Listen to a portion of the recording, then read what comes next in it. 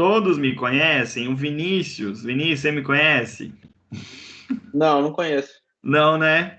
Você é o me único, eu parece que acho, a boca chegou, que não você me tinha conhece. ligado.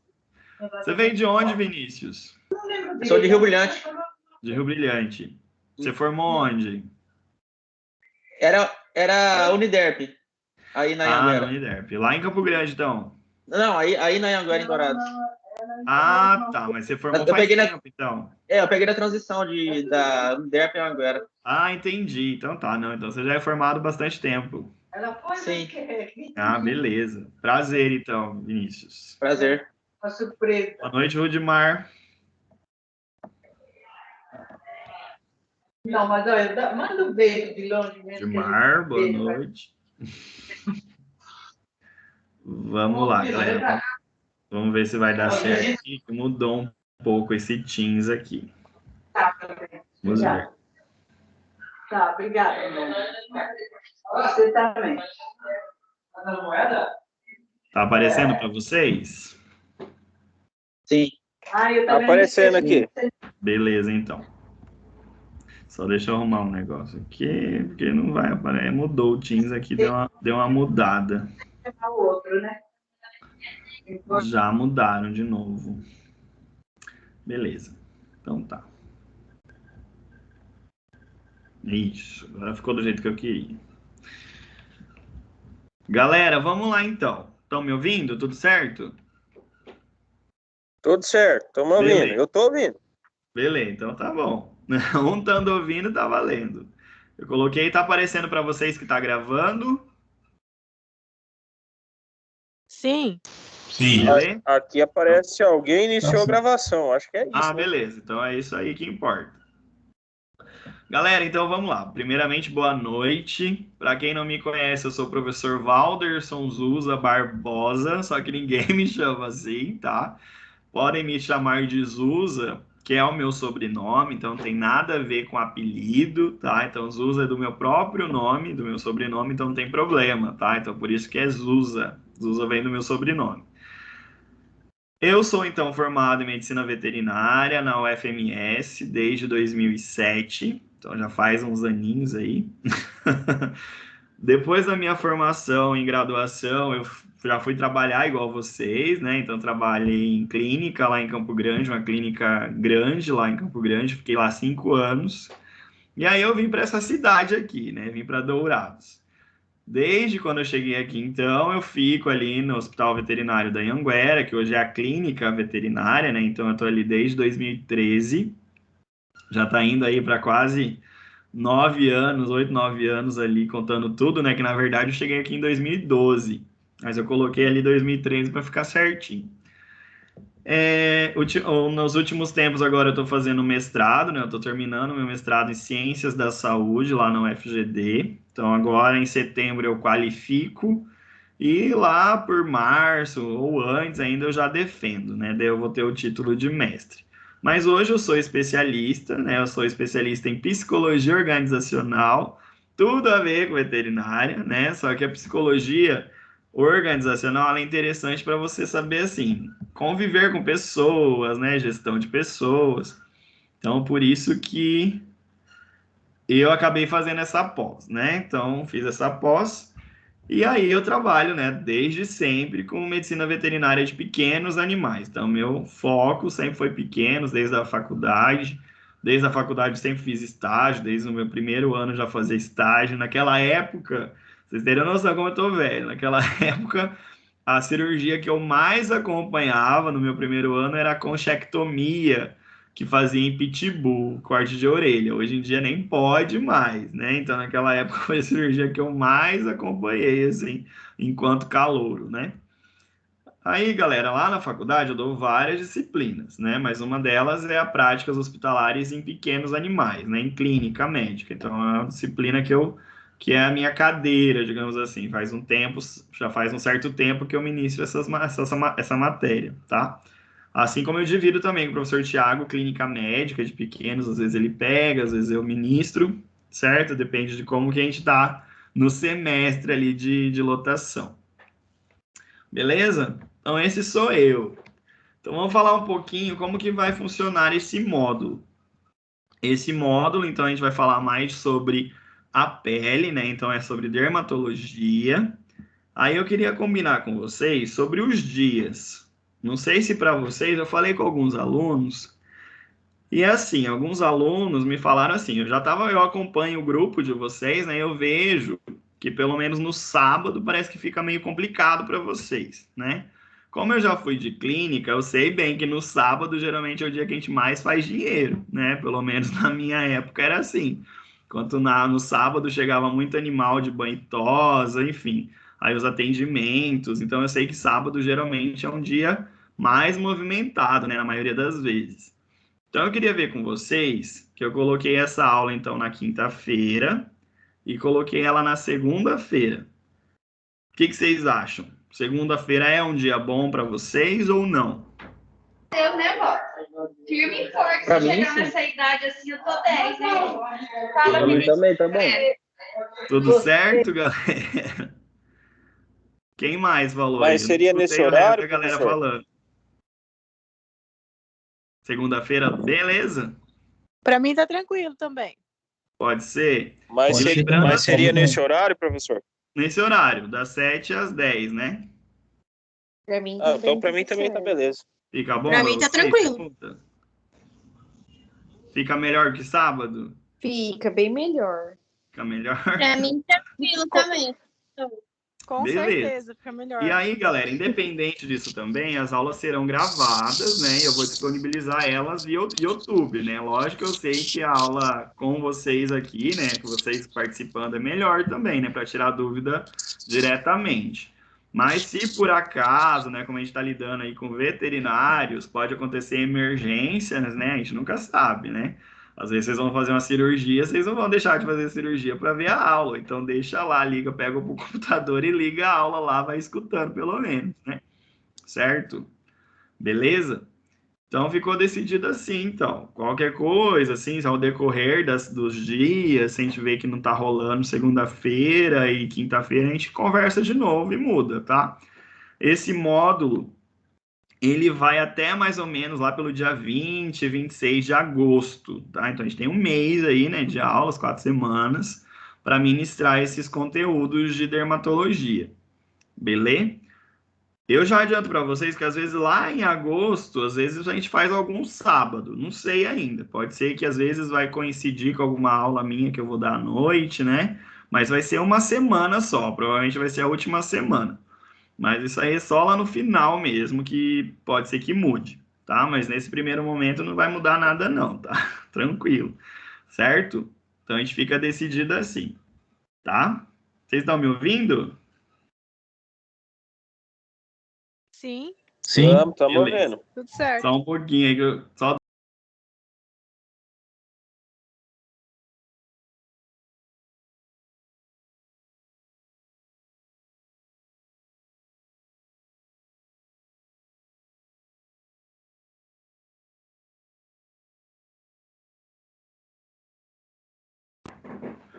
prontinho, prontinho. Fui falar ali com a filha que tava brincando com os brinquedinhos para não ter muito barulho externo. Boa noite, Everton. Vamos lá então, vamos continuar. Galera, então a gente vai falar esse módulo de semiologia. Esse módulo, galera, a gente tem aí 35 horas para falar sobre dermatologia. O que vocês acham de 35 horas? 35 horas, galera, é pouco para se falar de dermatologia assim, né? Então, o que eu vou fazer? Eu vou trazer os assuntos mais pertinentes para vocês, assim, conseguirem um diagnóstico legal na clínica de vocês. Só que é lógico, vocês têm que pensar assim, se existe uma pós só de dermatologia que leva 2 anos, assim, com certeza vai ser, assim, as coisas, igual eu tô falando, eu vou trazer as coisas práticas, que para quem me conhece, já teve aula comigo, sabe que eu geralmente sou didático, eu trago coisas assim que vocês realmente vão usar, tá? Então, só para falar desse módulo, eu fiz uma atualização num curso com o Ronaldo Lucas e com a professora Romeica. Então, eu estou bem, assim, afiado, né? A gente estuda bastante. E no curso, para vocês terem uma noção de horas, o curso é de 90 horas. E a aula de vocês é 35, né? Mas, então, assim, igual eu tô falando, eu tô trazendo informações desse curso para assim, facilitar, né? O entendimento de vocês, certo? Mas vamos lá, o que a gente vai basear então nas nossas aulas? A gente vai basear então, peguei bastante conteúdo desse curso de dermatologia veterinária e a gente vai usar um livro base, que é esse livro aqui. Deixa eu ver se vai passar aqui para vocês. Esse Teams ele mudou mesmo, tá diferente aqui, não tá passando. Só um pouquinho, vamos ver de novo. Foi. Então, galera, o livro base que a gente vai usar é esse Tratado de Medicina Externa, que é do professor Ronaldo Lucas, né? Para quem gosta de dermatologia, sabe que ele é o pai aí da dermatologia aqui no Brasil, tá? Eu tenho esse livro, então eu estou usando ele, eu vou usar ele para nossas aulas, certo? Esse livro aí, eu acabei de pesquisar aí para vocês, para a gente só ter uma noção de valores. Então, ele tá assim, numa base de uns R$ 500, quase 600, na verdade, né? Então, assim, para quem tem interesse, para quem gostar de dermatologia, esse livro, galera, é uma bíblia, tá? Ele é ótimo, tá? Então, vocês, para terem na clínica, para vocês tirarem, às vezes, assim, ver uma foto, ele é muito rico em figuras, em foto, então, às vezes vocês vão atender uma patologia e vocês vão ficar na dúvida, e é interessante, então, vocês terem esse livro, tá? Então, fica a dica aí para quem conseguir comprar, parcelar, tá? É importante aí se vocês quiserem, né? Para quem gostou de dermatologia, eu gostei, professor, achei muito massa. E aí, então, fica a dica aí para vocês adquirirem esse livro, tá? É bom. Vocês não vão, como que eu vou dizer assim, perder dinheiro, no caso, comprando um livro desse, se vocês realmente forem usar para essa parte de dermatologia. Tudo certo até aqui? Beleza? Tudo jóia, Sim, professor. professor. Só que eu achei meio caro esse livro aí. Um Deus o livre. pouquinho salgado, né? Não, mas vocês já estão ganhando na base dos 10 mil, já tá de boa. Isso aí, ó, é fichinho. Isso aí é dinheiro de pinga de vocês no final de semana. Vocês são doutores chiques agora, tá? Galera, então tá. Então, volta e meia eu vou parar, tá? Para ver se tá tudo bem, porque como eu sei que vocês quase não interagem, né? Mas se vocês forem interagir, é interessante para mim, porque tem hora que parece que a gente fica falando sozinho aqui, né? Nessas aulas online, tá? Então, volta e meia eu vou perguntar se tá tudo certo, se estão me ouvindo, beleza? Vinícius, você quer falar alguma coisa? Por enquanto, não. Se você quiser fechar o seu microfone, então, só para não dar barulho externo. Desculpa, valeu. Imagina, que isso. Aí, quando você quiser falar alguma coisa, você pode abrir. Galera, então vamos lá, então. Quando a gente fala, então, de uma dermatologia, a primeira coisa que a gente vai falar hoje, a gente vai falar sobre a semiologia da pele. É lógico que, igual eu tô falando, semiologia da pele é um capítulo gigante, assim, desse livro, né? Então, eu trouxe para vocês as partes mais importantes. Mas quando a gente fala de semiologia, a gente tem que lembrar lá da própria semiologia geral de uma clínica, né? O que a gente precisa? A gente precisa de uma boa anamnese, de uma boa identificação desse animal. Então, a primeira coisa começa aí, né? Na identificação, na idade desse animal. Então, isso é muito importante. Então, a idade já é um fator aí primordial numa consulta dermatológica. Por quê? Porque da mesma forma que na clínica médica, algumas patologias estão relacionadas com a idade, por exemplo, se vocês hoje atenderem um filhote com a diarreia, vocês vão pensar em várias doenças. Podem pensar em parvovirose, coronavirose, giardíase, corpo estranho, às vezes, né? Então, quando a gente fala em filhote, a gente já pensa nessas doenças. Diferente de você atender um animal adulto, você não vai pensar em corpo estranho, você não vai pensar em parvovirose, né? Porque dificilmente o animal adulto ingere brinquedos, né? Geralmente está mais relacionado com animais mais jovens. A mesma coisa aqui no exame de dermatologia, na nossa clínica médica dermatológica. Aqui é a mesma coisa. Então, a gente vai ter patologias que são mais específicas de animais jovens. Então, por exemplo, no animal filhote, a gente vai ter lá umas suspeitas, né? Lógico que nem isso aqui é um padrãozão, não que é regra, né? Mas o padrãozão é que um filhote ele possa ter então escabiose, sarna sarcóptica e dermatofitose, tá? Geralmente essas patologias são as mais comuns em filhotes, tá? Então escabiose, sarna demodécica e dermatofitose. Já quando a gente pega um animal mais velho, vamos falar assim, um adulto jovem. O adulto jovem vai ter essas doenças também, pode ter uma dermatofitose, pode ter uma escabiose, pode ter uma sarna demodécica, mas ele também vai ter alergias e geralmente piodermites. Tá? Então, quando a gente pega um adulto jovem, ele vai ter essas 3 doenças que é comum em animal mais jovem e mais 2 doenças que está relacionado com então piodermites e alergias. E quando a gente fala então do idoso, o idoso assim pode preparar o dia que vocês forem atender um animal idoso que a consulta vai ser mais longa, tá? Porque o idoso é aquele animal que já vai chegar de outras clínicas, geralmente, quando vai procurar vocês, ou vai ser o primeiro atendimento mesmo, mas aí é que tá, o animal idoso ele pode ter todas essas outras doenças e ainda ele pode geralmente ter imunossupressão e ter doenças causadas por causa dessa imunossupressão. Então, o mais idoso, ele já pode ter lúpus, ele pode ter pênfigo, tá? Ele pode ter outras doenças diferentes daquelas que o animal mais jovem tem, certo? Beleza? Então, outra coisa nessa anamnese é lembrar o quê? Que a anamnese ela tem que ser completa. A anamnese, ela não é só da pele. Você tem que avaliar o animal como um todo, né? Porque a gente vai ter que avaliar a imunidade desse animal para pensar numa demodicose, tá?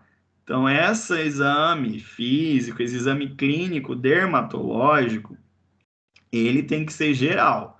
Além de você ver as lesões, você tem que ver a clínica médica desse animal, tá? Que tem muitas doenças que estão relacionadas com outros fatores, certo?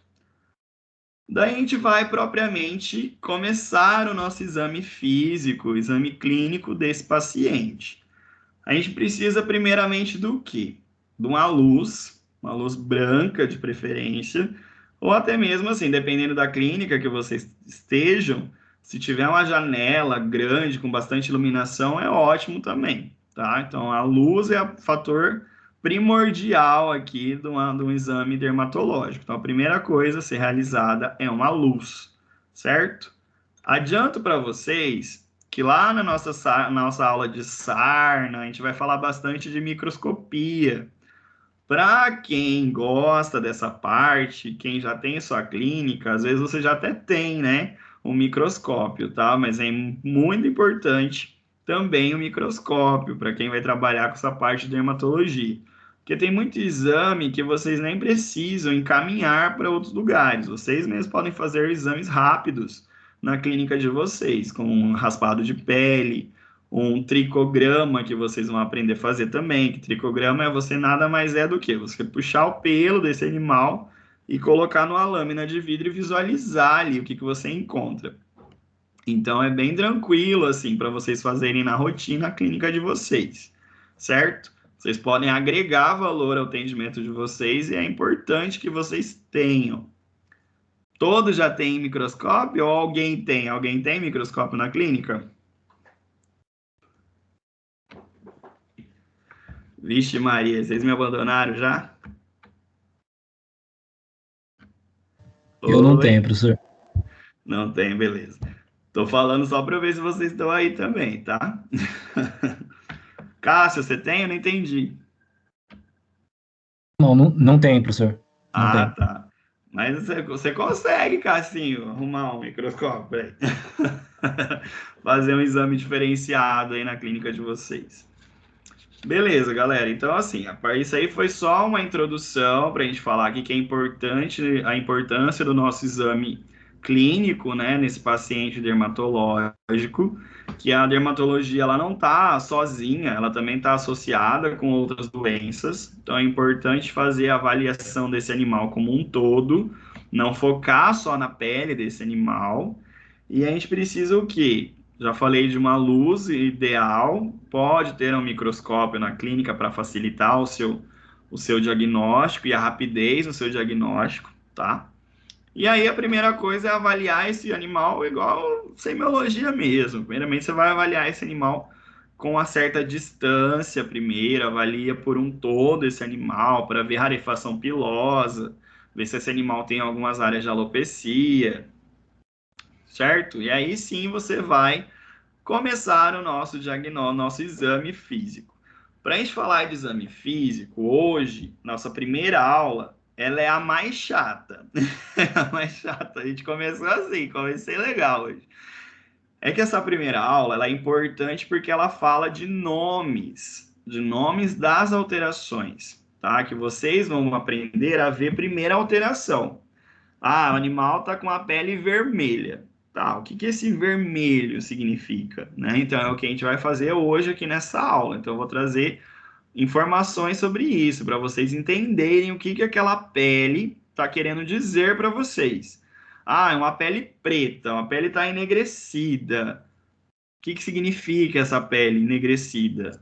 A pele está com as manchas vermelhas que não somem. O que que significa essas manchas vermelhas? Então é sobre isso a nossa aula de hoje, tá? Mas eu já adianto que é aula assim, bem xarope, tá? Vou ser bem sincero, porque ela tem muitos termos, tá? Tem muitos termos, muitos nomes, e às vezes a galera aí que não gosta muito de nomenclatura, às vezes não vai gostar muito dessa primeira, tá? Mas a partir da segunda aula a gente tem doenças, tá? Então na nossa segunda aula a gente vai ter escabiose, a gente vai ter demodicose, e aí já fala, assim, então, de tratamento, de diagnóstico. Hoje é mais para a gente avaliar, então, essas lesões. O que que essa pele está querendo me dizer? Então, primeiramente, a gente vai ter aí as alterações de grupos, tá? Então, a gente vai falar aí morfologia e alterações de grupos. Cada tópico desse aqui vai ser uma alteração, tá? Então, a gente vai estudar sobre as alterações de cor, a gente vai estudar sobre as formações sólidas, coleções líquidas, alterações na espessura da pele, perdas teciduais dessa pele e lesões combinadas. Lembrando, galera, que além dessa aula ser gravada, esses slides também serão disponibilizados para vocês, tá? Hoje mesmo eu já mando lá no grupo, daqui a pouco em PDF, tá? Finalizando a aula, eu já transformo em PDF e mando para vocês, certo? Então vamos começar então com as alterações de cor. Primeiramente, então, aqui está querendo dizer o quê? Que a gente vai observar o que, que tem de diferente na cor da pele daquele animal. Então, a gente vai ter alterações que são vasculo-sanguíneas e alterações realmente pigmentares, que está a ver com coloração, né, propriamente dita, tá? Então, a gente tem as vasculo-sanguíneas e as pigmentares. Quando eu falo de vasculo-sanguíneas, aqui eu tenho alguns tópicos. Eu vou ter eritema, eu vou ter a púrpura e eu vou ter a telangiectasia. Quando eu falo de eritema, hoje, se eu perguntasse para vocês, doutores, o que que vocês consideram como eritema?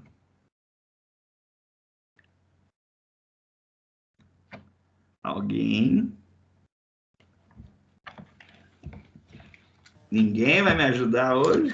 É a vermelhidão, né, professor? A vermelhidão, muito bem, vermelhidão. É a coisa mais básica, a gente fala assim, que a pele está vermelha, né? Uma pele eritematosa. Então, quando eu falo que uma pele está com eritema, eritematosa, você logo lembra de vermelhidão. Beleza, mas vamos lá, a gente vai ter... E púrpura? Púrpura também não é um vermelho? O que que vocês acham? Vixe, Maria. Vocês vão me deixar falando sozinho mesmo, 3 horas. Sim, professor. Oi? É o vermelho. Vermelho também, concorda? Sim. Então, qual que é a diferença, então, de eritema e púrpura? O eritema, galera, igual vocês falaram, eritema vem de eritrócito, lembra de eritrócito? Vermelhidão. Top, isso aí. Só que a diferença do eritema é que ele cede a vasopressão. Então, por exemplo, se a gente apertar naquela pele vermelha por um tempo e soltar, ela vai ficar branca, certo? Então, isso chama digitopressão. Então, a gente vai fazer o que nesse animal? Tem uma pele vermelha, eu vou fazer uma digitopressão nele.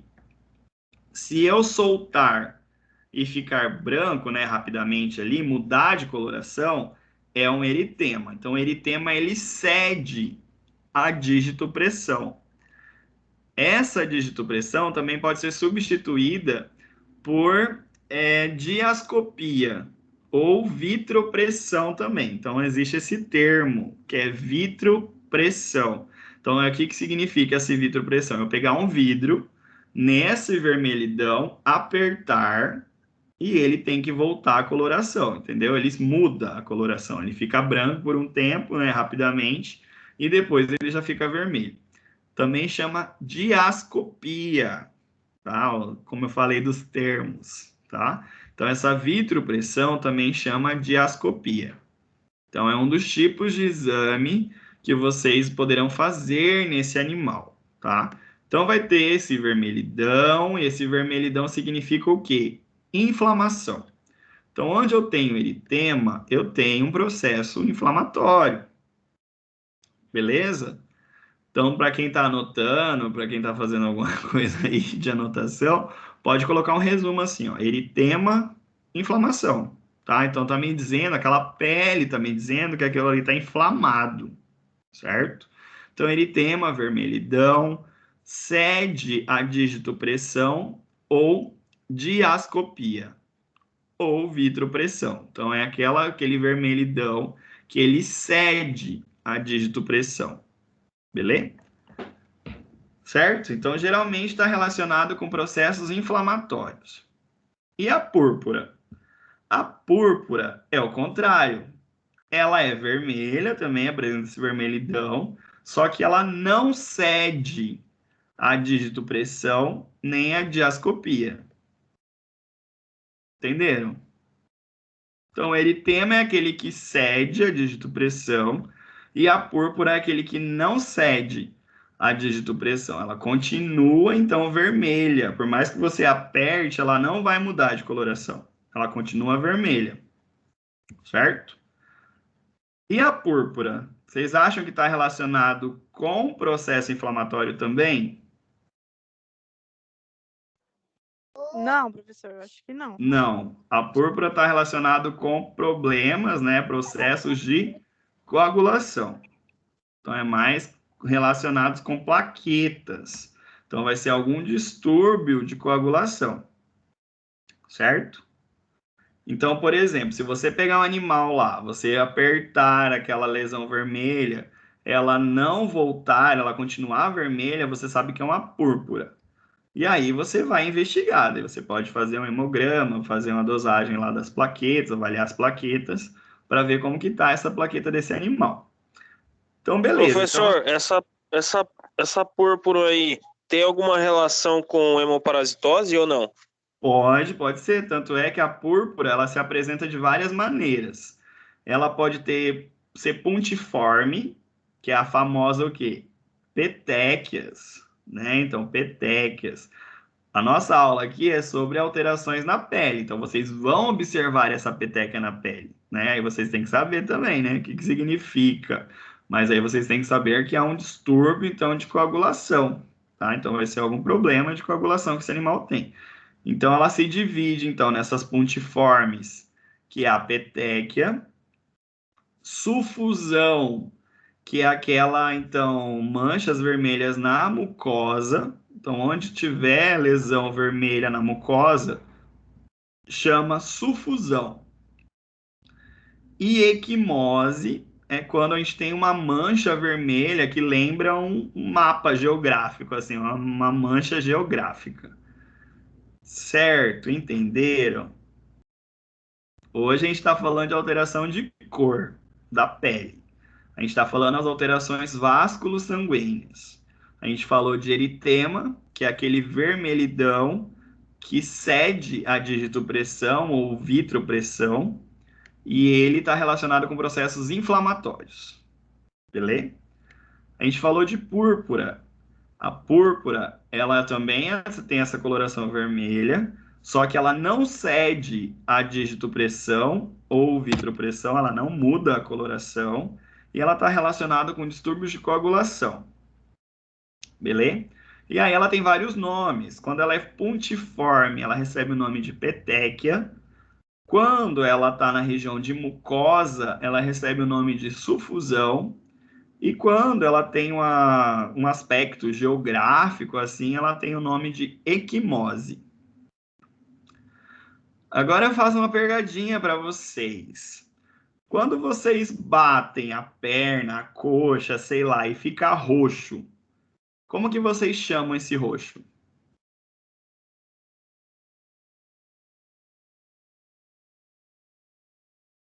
E aí? Hematoma, não é? Vocês chamam de hematoma, né? Mais alguém? Todos concordam que é um hematoma? Vixe, Maria, já estão dormindo? Hematoma. Pois bem, ó, uma coisa vocês já vão sair daqui aprendendo hoje. Quando a gente bate, machuca e fica aquele roxo, não é um hematoma. Aquilo ali é uma púrpura. Hematoma é quando a gente tem uma coleção líquida. Então tem que ter líquido para ser um hematoma. Por isso que tem otohematoma. Não é líquido dentro da orelha? Então hematoma não é aquele roxo, certo? Aquele roxo chama púrpura. Então a gente que fala errado que é um hematoma, não é hematoma, é uma púrpura. Mas então a púrpura não precisa necessariamente ser vermelha, né? Ela pode ser roxa também. Pode ser meio arroxeado, sim, pode ser, tá?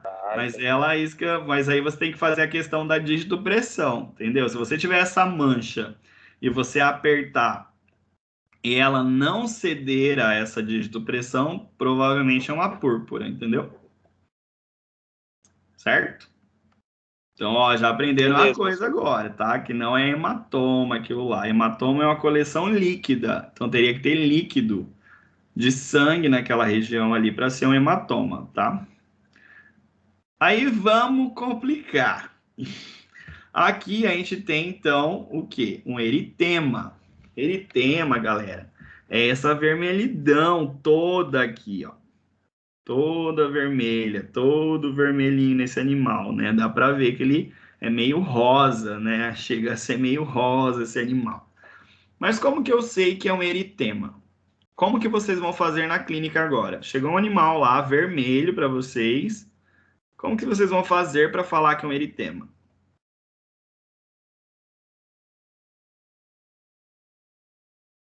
Aperta com o dedo. Se ficar meio Aperta com o branco, dedo, isso aí, faz uma dígito-pressão. Se ele voltar a coloração ali rapidamente, pronto, é um eritema. E aí você sabe que esse eritema está relacionado com o quê? Processos inflamatórios, certo? Então, quando vocês verem um animal assim, você já sabe, então, que vai ser um processo inflamatório, tá? Eritematoso, tá? E aí você vai fazer o teste da dígito-pressão para ver se é um eritema mesmo. Aí, galera, o eritema, ele tem nomes, tá? Quando ele é do tamanho de um punho, ele recebe o nome de eritema em placa. Isso tudo, galera, é para vocês colocarem no dermograma, né? Na hora que vocês estiverem lá avaliando esse animal, vocês vão colocando na ficha. Ah, o animal apresenta um eritema em placa, que é o quê? Um eritema do tamanho de um punho. Aí, quando ele está do tamanho de uma palma, né? Uma mão aberta, aí ele recebe o nome de eritema em placar. Só que escreve dessa maneira ali, placard. Tá? Então, eritema em placar. E aí, a maioria dos que a gente observa é esse eritema em lençol. Então, esse animal aqui, ele apresenta um eritema em lençol, como que se fosse assim, jogado um pano nesse animal cheio de eritema. Então, ele recebe esse termo, eritema em lençol, tá? Então, esse animal apresenta um eritema em lençol. Mais um eritema em lençol, isso aqui está relacionado com dermatite actínica, a gente vai falar sobre isso nas próximas aulas também, que é aquela dermatose solar, só que ela recebe esse nome de dermatite actínica. Então dá para ver bem aqui que existe uma grande mancha vermelha nesse animal. Então ele recebe esse nome de eritema em lençol. Outra pergunta. Como que vocês falam da sarna demodécica, o nome popular da sarna demodécica?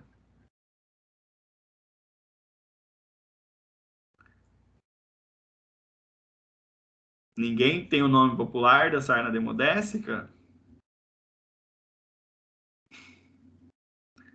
Vocês não aprenderam na graduação? Ah, a sarna demodécica é aquela sarna...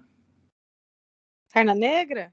Sarna negra, ótimo. Hoje vocês vão esquecer isso. Não existe esse nome, tá? Pode esquecer da mente de vocês. Aqui a gente tem um exemplo. A gente tem um exemplo de uma sarna demodécica e não é negro, tá? A gente tem aqui um eritema também em lençol na sarna demodécica. Aquele enegrecido, a gente vai falar daqui a pouco também, que é uma alteração na cor, que na verdade não é cor, mas ela estava relacionada com processos inflamatórios antigos, tá? Então não quer dizer que aquele animal com aquela pele negra é demodicose, tá? É sarna demodécica, beleza? Então já esqueçam isso também hoje, tá? Então vamos falar sobre isso depois. A gente está falando do eritema, que isso aqui é um caso de eritema em lençol também numa sarna demodécica. A púrpura, já falamos sobre ela, e aqui tem uma imagem de púrpura, tá? Então, é aquela que não cede à digitopressão. Então, você aperta e ela continua vermelha, certo? Beleza? Mas como que eu sei? Eu consigo, só olhando, falar que é uma púrpura? O ideal é você fazer o teste da digitopressão, tá? Para você poder afirmar realmente que é uma púrpura. Você fez o teste de digitopressão nessa lesão, ela não cedeu, ela continuou vermelha, e você vai investigar, e você vai fazer um exame de sangue, vai ver as plaquetas, para ver como que está os distúrbios de coagulação desse animal. Tudo bem até aqui? E a gente tem ainda a telangiectasia. Telangiectasia, galera, é quando a gente vê aqueles vasos. Sabe aquele poodle que apresenta hiperadrenocorticismo? Geralmente é poodle. Que vocês conseguem ver os vasos abdominais desse animal. Aquela pele fina daquele jeito chama telangiectasia, tá? Então é aquela situação que você consegue evidenciar os vasos cutâneos através da pele decorrente do adelgaçamento da pele.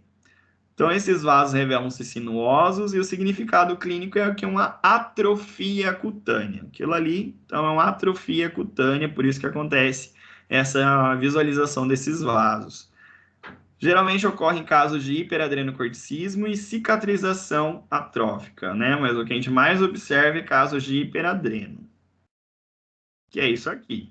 Provavelmente já viram algum poodlezinho na vida com esses vasinhos evidentes ali. O nome daquilo é telangiectasia, que é um distúrbio, então, é uma alteração vasculo-sanguínea.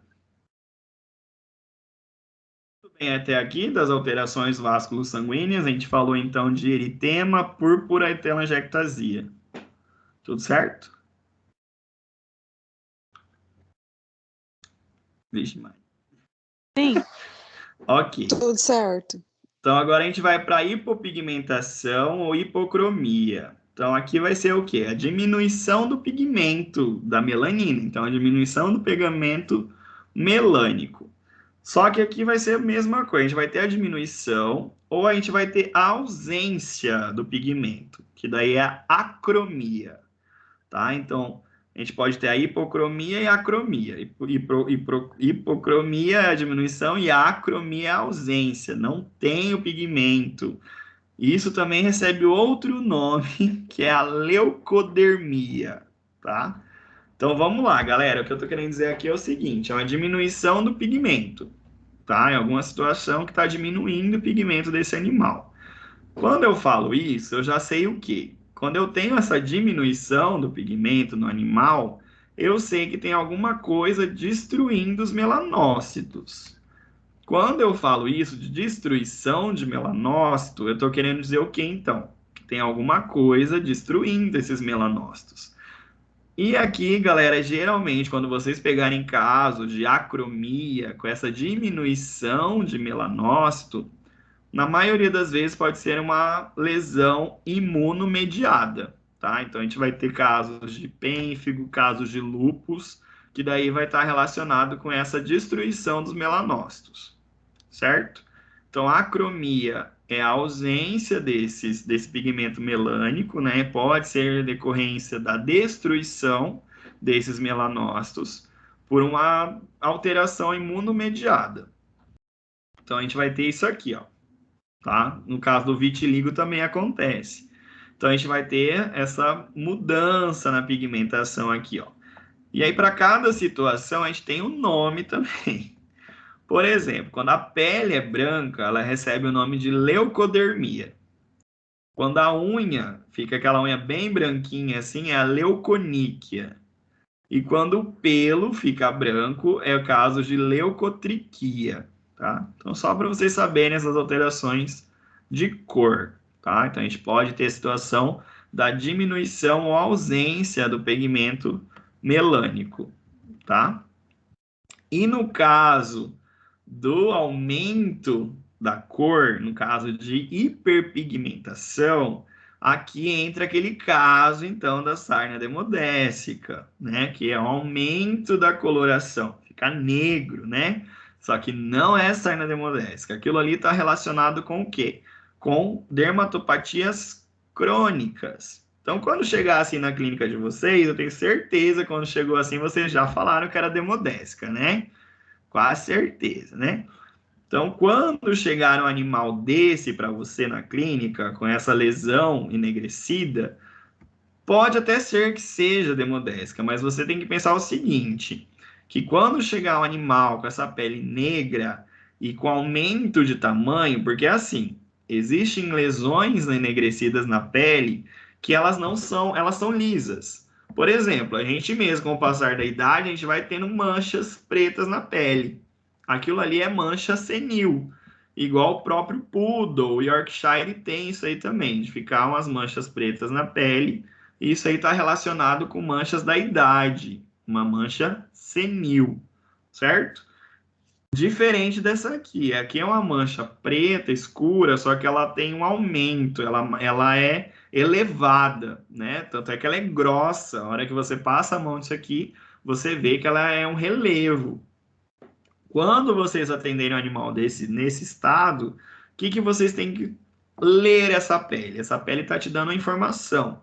Ela está te dando uma informação o quê? Que é crônico, é inflamatório e já faz tempo. Então é isso. É saber que é uma patologia que é crônica, que é uma lesão inflamatória e já faz tempo. Se é crônico, já faz tempo, né? Já está meio que ligado ali. Mas é isso, tá? Não, quando você pegar uma situação dessa, você já sabe que tem cronicidade, que não é uma coisa assim aguda, tá? Você já vai conseguir caracterizar que é uma lesão crônica, certo? Então, por exemplo, aqui é um caso de uma hipersensibilidade alimentar. Então, não tem nada a ver com demodicose. Mas se a gente olhasse assim, a gente já fala que é demodicose, né? Mas não é, tá? Nem sempre. Então, você tem que pensar o seguinte: quando chegar um animal desse, com essa pele negra para vocês, você tem que pensar isso, que é crônico, é inflamatório e já faz tempo. Tudo bem até aqui? Sim. Beleza. Aí a gente vai chegar no resumo dessas cores, né? Então, como a gente falou, o eritema está relacionado com processos inflamatórios, é aquele que cede a digitopressão ou diascopia. A púrpura está relacionada com processo de coagulação ou trauma, né? Como a gente falou lá, que não é o hematoma, é uma púrpura. Ela tem 3 nomes. Quem arrisca falar para nós quando ela é puntiforme, ela é o quê? Petequias, né? Quando ela é na mucosa, região de mucosa é uma sufusão. Quando ela tem um aspecto geográfico, ela é uma equimose. Beleza?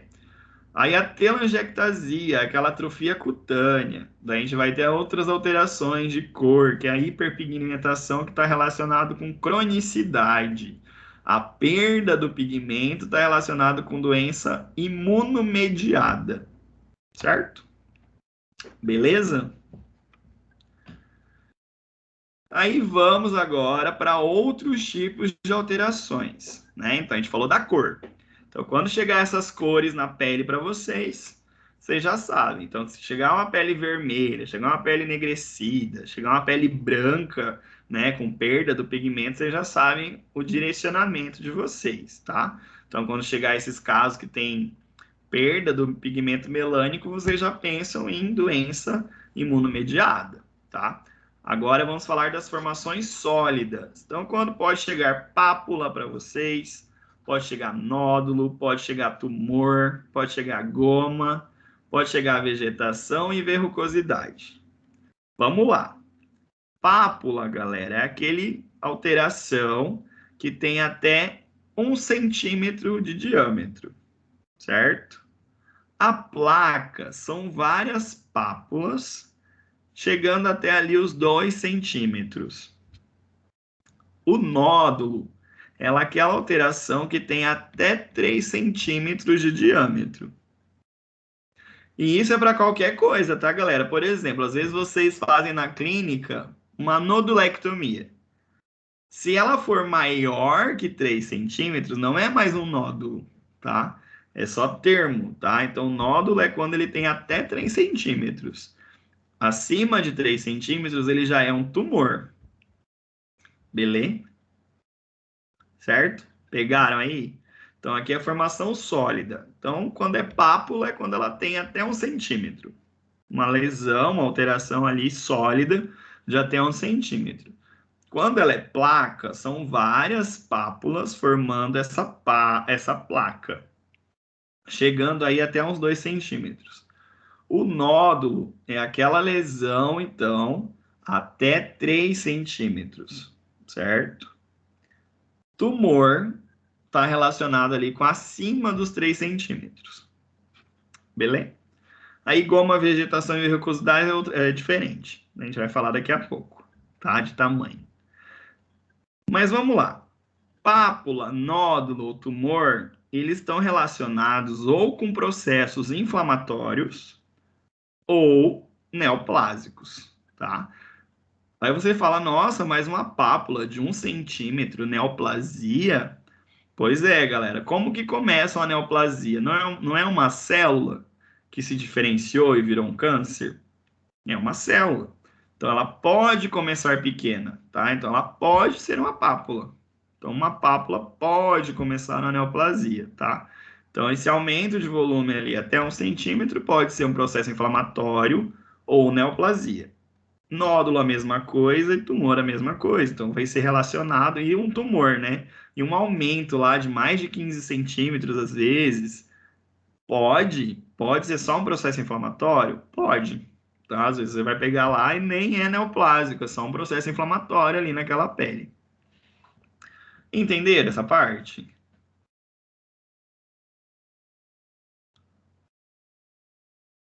Beleza? Sim, sim. Sim. Tá bom. É meio chatinho, né? Eu falei pra vocês. Mas as outras ficam mais legais. Então, aqui a pápula, galera, é aquela lesão sólida, elevada, que pode medir até 1 centímetro. E a placa, aquela que tem, são várias pápulas, né? Até 2 centímetros. Eu vou colocar a foto aqui para ficar mais fácil. O que são as pápulas? Certeza que vocês já viram também. Dá para enxergar aí um aumento de volume pequenininho aqui, ó, por todo o corpo desse animal? Isso aqui são pápulas. E essas pápulas nesse animal está relacionado com foliculite, tá? Então, é aquela alteração, elevação da pele de até 1 centímetro de diâmetro. Aqui também tem várias papulazinhas aqui por esse corpo desse animal, certo? Então, quando a gente fala de pápula, é aquilo que tem até 1 centímetro de diâmetro. Nessas duas fotos está relacionado com foliculite, mas além de ser uma foliculite, né, que aqui é um processo inflamatório, que outra coisa poderia ser? Neoplasia, tá? Então, sempre que vocês tiverem pápula, nódulo, tumor, vai ser ou processo inflamatório ou neoplásico.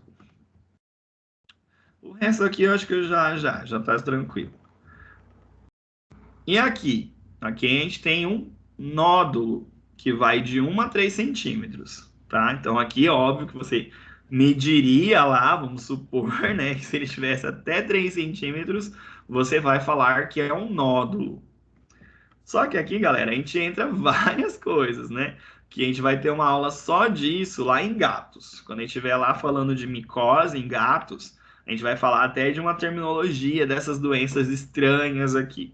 Então, pode ser desde uma neoplasia, pode ser desde uma esporotricose, esse nódulo, pode ser desde uma micobacteriose, leishmaniose, que inclusive é o meu tema do mestrado, em gatos, né? Que a gente está falando de lesão em gatos, tá?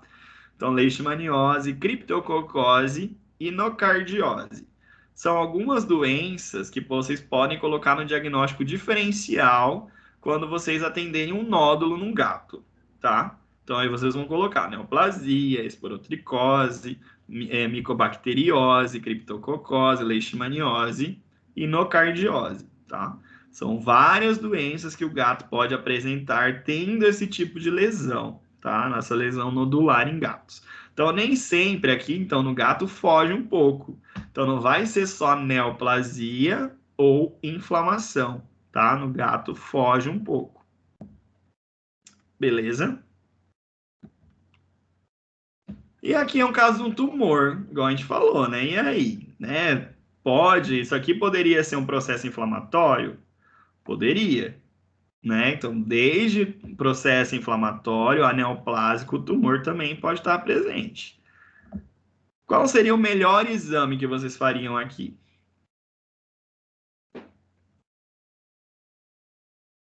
Para esse diagnóstico de granuloma eosinofílico aqui, como que vocês fariam para chegar nesse diagnóstico?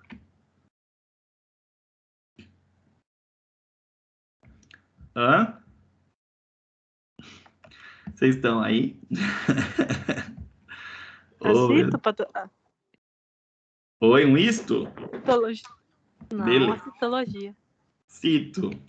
Vamos lá, vou desenhar aqui. Ai, meu Deus do céu, meu desenho vai ficar muito bom. Nossa Senhora. Faz de conta. Pera aí, deixa eu melhorar esse desenho aqui. Pera aí. Faz de conta que isso aqui é um ovo, tá? Nossa, que ovo bonito, hein? Meu Deus do céu. Já no quadro eu desenho muito bem. Imagina aqui no aplicativo aqui, muito bom. Vamos lá, faz de conta que é um ovo. A gema tal. Só um pouquinho, deixa eu mudar a cor, pegar um preto. Vamos lá. Vamos supor citologia. Citologia. Galera, se vocês verem uma cito, geralmente vocês vão coletar material da gema. Pode vir até material da clara, mas geralmente vai vir mais material da gema. Se vocês fizerem um punch é aquele que só tira um pedacinho aqui. Você vai ter clara. Estão entendendo? Para o que tipo de exame vocês vão fazer? Se você fizer uma citologia, às vezes você vai pegar material lá da gema. Se você fizer um punch, você vai pegar material da clara. Então, o que seria mais interessante aqui?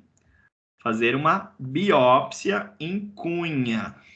Você corta assim, ó, como se fosse uma fatia de pizza.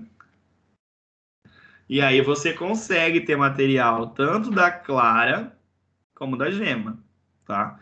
Então, nesses casos, assim, de tumor e tal, o melhor, né, galera? A gente sabe que a gente faz cito. Eu faço cito também lá para facilitar no dia a dia, né? Mas o melhor exame seria uma biópsia em cunha ainda, né? Pegando ali material tanto da clara como da gema. Esse seria o melhor exame, certo? Beleza? Dúvidas?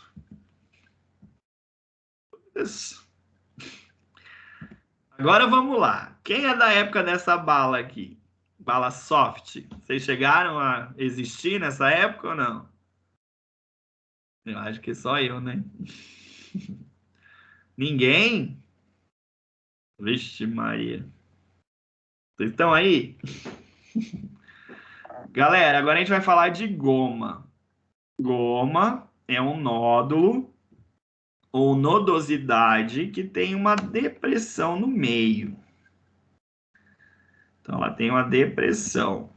Isso é uma goma, tá? É um tipo de lesão. Então, vocês vão ver uma lesão e falar, nossa, é uma goma. Goma, então, é um nódulo ou nodosidade que tem uma depressão ou ulceração na sua região central e ainda, às vezes, fica eliminando material necrótico. Então, fica saindo o conteúdo ali dessa depressão. E o que significa essa goma? O mesmo das formações sólidas, então pode ser um processo inflamatório ou neoplásico, só que aqui vocês podem colocar aí no resumo de vocês, goma coisas esquisitas, tá? Então goma geralmente está com algum agente etiológico envolvido. Pode ser desde uma micobacteriose, uma micose profunda e até mesmo leishmaniose, tá? A gente não pode esquecer a nossa querida leishmaniose. Eu tenho certeza também que às vezes vocês já viram a lesão parecida com isso aqui, tá? Então isso aqui chama goma, tá? Então quando vocês verem uma lesão assim, com essa depressão, recebe o nome de goma.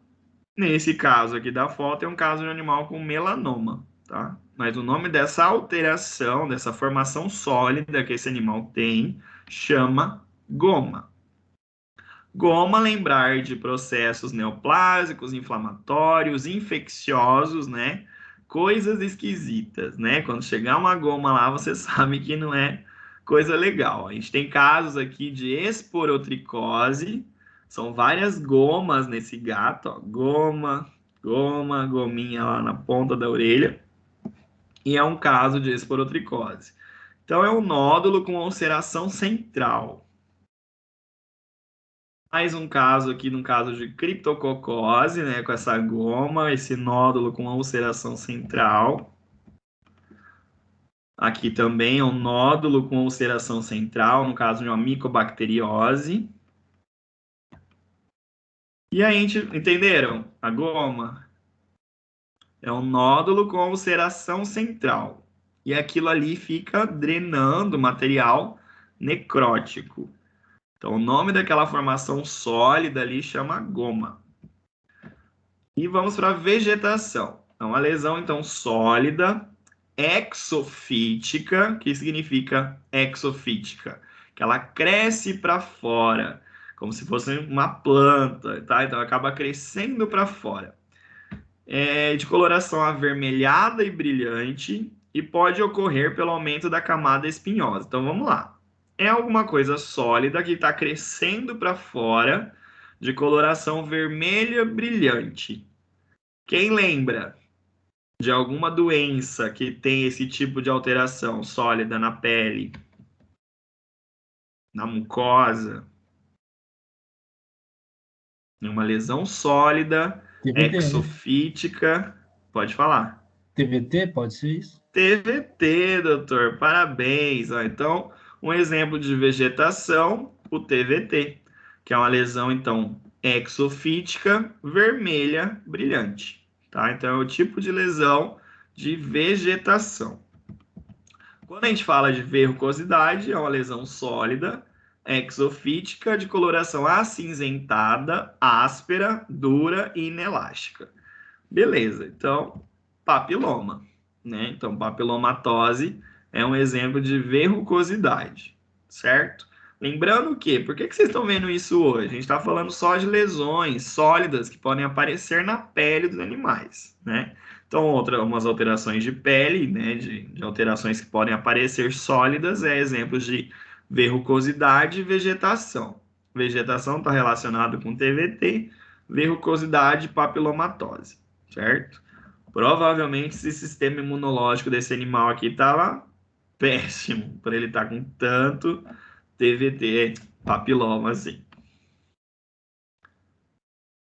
Vamos para o resuminho das formações sólidas. Então, lembrando que quando a gente fala de pápula, nódulo, a gente está falando de problemas o quê? Neoplásicos e inflamatórios. Quando a gente fala de goma, também, só que acrescenta, então, neoplasias esquisitas, processos infecciosos, como leishmaniose, micobacteriose, né, naquelas gomas. Quando a gente fala de verrucosidade, vegetação, são exemplos de neoplasia, tá? Então, são processos neoplásicos. Beleza? Tudo certo até aqui? Formação sólida? Beleza? Então, vamos para vesículas, bolhas, pústulas, abscessos, flegmão. Deixa eu só pegar a cola aqui. É a mesma coisa do que a gente acabou de ver das formações sólidas. As vesículas são aquelas coleções líquidas de até 1 centímetro. Beleza? Então, até 1 centímetro, vesícula. A bolha é maior que 1 centímetro. Certo? Então, vesícula até 1 centímetro, bolha mais que 1 centímetro. Certo? Pústula, indiferente. Posso ter a presença de líquido, de pus, dentro dessas vesículas ou bolhas. Então, por isso que é indiferente o tamanho, tá? Então, é a presença de pus dentro de uma vesícula ou dentro de uma bolha. Daí, isso é uma pústula. Abscesso é uma coleção, então, de pus no subcutâneo. E flegmão, a mesma coisa, só que não é capsulado, porque o abscesso ele é encapsulado. Flegmão não, ele é meio que solto. E hematoma é a coleção líquida de sangue, o acúmulo de sangue. Por isso que aquele roxo, quando vocês batem, não é um hematoma, tá? Porque não tem líquido ali, tá? Então, coleção líquida é líquido mesmo, tem que ter líquido ali para ser uma coleção líquida, certo? Então, vesícula até 1 centímetro, bolha maior que 1 centímetro, pústula, presença de pus dentro de uma vesícula ou bolha, abscesso, presença então de pus embaixo do subcutâneo, flegmão, pus embaixo do subcutâneo, mas sem cápsula, não está encapsulado, e hematoma, presença de sangue, então, acúmulo de sangue em alguma região. Então, aqui já falei do tamanho, né? Até 1 centímetro, pode ter líquido claro. No começo pode ser claro, ceroso, né? Pode se tornar turvo ou avermelhado. Então, pode ter as mudanças de coloração dessa vesícula. A bolha é até maior que 1 centímetro, então, e contém um líquido claro. A bolha, galera, ela está relacionada com substâncias cáusticas ou trauma, tá? Então, às vezes, esse animal, ele vai lesionar ali, ter um ralado ali, ele pode formar uma bolha. Só que, geralmente, está relacionado com substâncias cáusticas. Então, queimaduras, tanto por calor ou frio, e até mesmo a soda, tá? Então, a soda cáustica pode formar essas bolhas nesses animais. Só que o que vocês vão fazer, então, na sua anamnese? Você está atendendo um animal lá que apresentou essas bolhas. Primeira coisa, descartar trauma. Teve trauma, teve atrito e tal. Não. A segunda coisa, você vai para substâncias cáusticas. Teve queimadura por calor, por frio, teve substância soda, substância cáustica nessa pele. Se tudo for negativo, aí vocês podem pensar em uma outra coisa que recebe o nome de farmacodermia. Farmacodermia. Notem esse nome, farmacodermia. Farmacodermia, galera, o que significa uma farmacodermia? A gente vai ter uma célula lá no sangue, né, no corpo. Falar no sangue, melhor. Tem uma célula lá no sangue e tal. E aí vai vir, então, o fármaco. O fármaco, ele se liga, então... Opa. Ele se liga a essa célula. E vamos supor que esse animal é alérgico àquele fármaco. Beleza? Estão acompanhando o raciocínio? O que vai acontecer? O próprio sistema imune desse animal vai mandar uma resposta contra aquele fármaco. E isso vai fazer o quê? Vai fazer com que destrua essa célula. Isso também é uma resposta imunomediada, tá? Então, uma farmacodermia é uma resposta imunomediada do corpo, do organismo, certo? E aí, o animal ele pode responder nessa presença de bolhas, certo? Existem casos humanos de, às vezes, passarem pomadas, até mesmo a Calminex. Tem alguns casos, relatos de seres humanos que passam a Calminex numa lesão, e aí existe uma reação àquele fármaco. Não sei se vocês, algum aluno aqui já passou algum produto e teve reação daquela pomada, daquele creme. Geralmente o organismo ele responde com essas bolhas, tá? Então essa bolha ela pode ser uma resposta a medicamentos, né? Então é uma resposta imunomediada e aí pode ser uma farmacodermia, certo? Farmacodermia é um problemão para falar para o proprietário, hein? Meu Deus do Pois céu. é, é Tem umas complicado. lesões que causam que é gigantesca. Oi? Tem umas lesões que causam, principalmente medicação injetável, que causam Sim, umas lesões gigantes. com certeza. E fica Aí feio, né? A o, gente pode ter bolha, pode ser pústula também. aí o proprietário acha que é culpa do veterinário que faz isso, né? Aí é É, complicado. pois é. Mas aí você pode explicar isso, doutor. Você pode Mas não desenhar, né? assim. A gente Para tenta ficar mais explicar, mas tem gente claro, que assim, não. você mostra uma célula, e daí esse fármaco entra na célula, né? Eu sei que tutor é complicado, né? Mas é o que tem para você tentar se safar, né? Digamos assim. Mas então, bolha é geralmente uma resposta dessa. Então tá, galera, você chegou lá, fez a sua consulta, descartou então todas essas causas, descartou também a farmacodermia, o animal não usou nada. Tá complicado, né? Aí você pode pensar em mais uma outra doença imunomediada. E você pode pensar então em lúpus, pode pensar em pênfigo, tá? Então, bolha, se não for nenhuma dessas causas, de substância cáustica, de lesão, de soda cáustica, de farmacodermia, aí você pensa numa doença imunomediada, certo? Beleza? Então, quando chegar a bolha para vocês, vocês lembram disso. Ah, teve substância cáustica, teve trauma, teve queimadura. Se você excluir todas essas, pergunta de medicamento, teve medicamento, excluiu tudo, você vai para uma doença imunomediada, tá? Daí depois a gente vai ter uma aula só sobre essas doenças também, tá? Mas já adianto que é lúpus ou pênfigo. E aqui a gente tem pústulas, né? Que eu já falei que não tem importância o tamanho, né? Dá para ver que tem pequenininhas e umas maiores. A pústula é acúmulo de pus, então dentro de uma bolha ou vesícula. Então eu já falei o significado, né? Aqui tem o significado delas todas aqui, ó. Então, ao se deparar então com esses dois tipos lesionais, o clínico deve incluir no seu plano diagnóstico as lesões cáusticas, né? Como eu já falei, as farmacodermias e doenças autoimunes ou imunomediadas, né? Ainda no caso das pústulas, além desses três diagnósticos, a gente vai incluir o quê? As piodermites. Então, quando vocês chegarem no caso lá, tiverem as pústulas, além de todas essas patologias que a gente já falou, você pode incluir então uma piodermite. Na verdade, a pústula está ligada à piodermite. Antigamente falava-se de pústula abdominal sinomose, né? Hoje em dia isso aí já meio que caiu por terra também. E a gente considera, então, pústulas na pele como sendo piodermites, tá? É bem comum a pústula. Geralmente vocês vão observar a pústula quando ela já está rompida, que daí vocês vão ver os colaretes epidérmicos, que a gente vai falar sobre eles daqui a pouco. Mas vamos lá. Ó que legal que é a dermatologia. Dermatologia é uma coisa assim muito linda.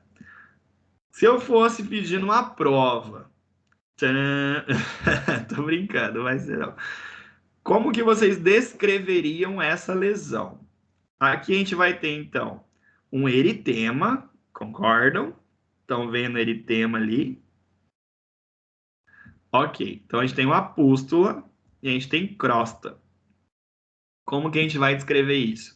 A gente tem uma pústula bordeada por eritema com presença de crostas melicéricas. Ó, que coisa linda essa dermatologia. Então vai lá. É uma pústula bordeada por um eritema com crostas melicéricas. Por que que tem esse nome? Porque elas têm essa coloração de mel. Então as crostas elas são melicéricas. Mas tá aqui a cola para vocês. Então ele tem uma rarefação pilosa, esqueci da rarefação pilosa ainda.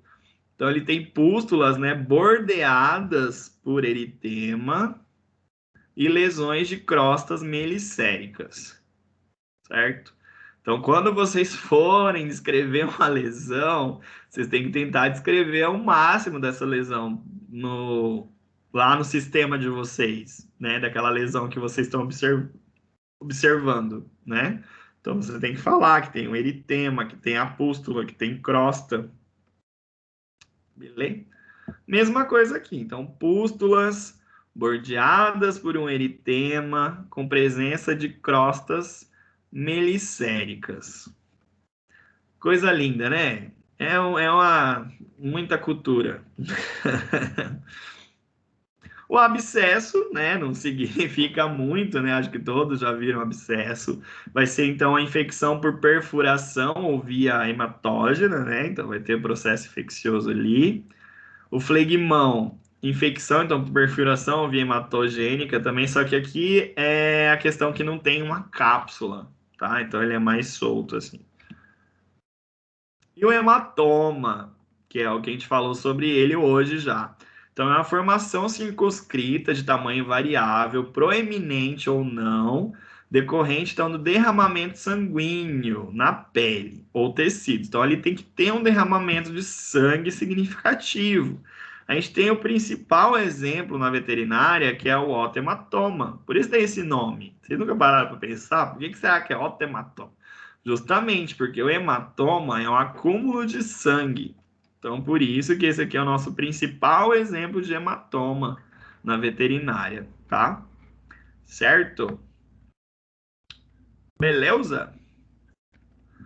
Tudo certo, crianças, até aqui? Vocês estão muito quietos. Certo. Vamos lá. A gente vai ter alterações de espessura agora. A gente vai ter a hiperqueratose, a lignificação, o edema e a cicatriz. Então, aqui é espessura da pele. A hiperqueratose, eu tenho certeza que vocês já viram, né? Casos de sinomose, animal com hiperqueratose de coxins e tal. Quando a gente fala de hiperqueratose, a gente está falando do aumento da camada córnea, que é a primeira camada da pele. Daqui a pouco vai ter uma situação que eu vou desenhar para vocês. Vou tentar, né? Então, o primeiro momento ali, aquela primeira superfície da pele, é a superfície córnea. Então, é o aumento dessa superfície córnea. A lignificação é o aumento da camada malpighiana ou espinhosa, tá? Então, é aquela camada espinhosa, que é uma camada mais abaixo. Então, a lignificação é aquela situação que você vê o animal, parece que ele é uma casca de uma árvore, certo? Por isso que tem esse nome de lignificação. Só lembrar lá, quando o animal come madeira, ele faz uma lignofagia. Então, lignificação lembra uma casca de uma árvore. Então, vamos lá. Isso aqui, ó. Isso aqui não parece uma casca de uma árvore? Cheio de risco aqui, ó. Parece, não parece? Tem que viajar, né? Então, o nome disso aqui não é hiperqueratose. O nome disso aqui é uma lignificação. A lignificação, ela tá vindo lá do extrato espinhoso, né, da camada espinhosa da pele. E já a hiperqueratose, que eu acho que é a mais comum, que vocês podem ver, né, nos coxins, né, ela tá relacionada com a primeira camada, a camada córnea da pele, certo? Beleza? Então, lignificação e hiperqueratose.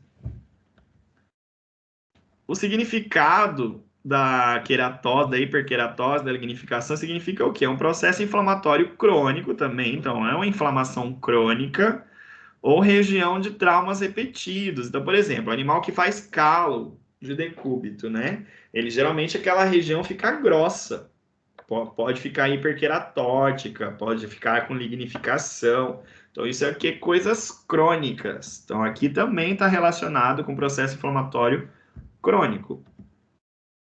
Olha que coisa bonita, lignificação. Parece aí, ó, a galera também fala de favo de mel também, mas acho que fica mais legal uma casca de uma árvore mesmo, né? Então, lignificação, quando chega assim, o termo disso que vocês vão usar na dermatologia é uma lignificação, certo? Beleza? Todo rachado, ó, dá para ver aqui, ó, as partes. Certo? O edema, simples, né? Edema todo mundo lembra lá da semiologia, do sinal de Godet. Quando a gente coloca lá o dedo, fica o buraquinho, sinal de Godet positivo.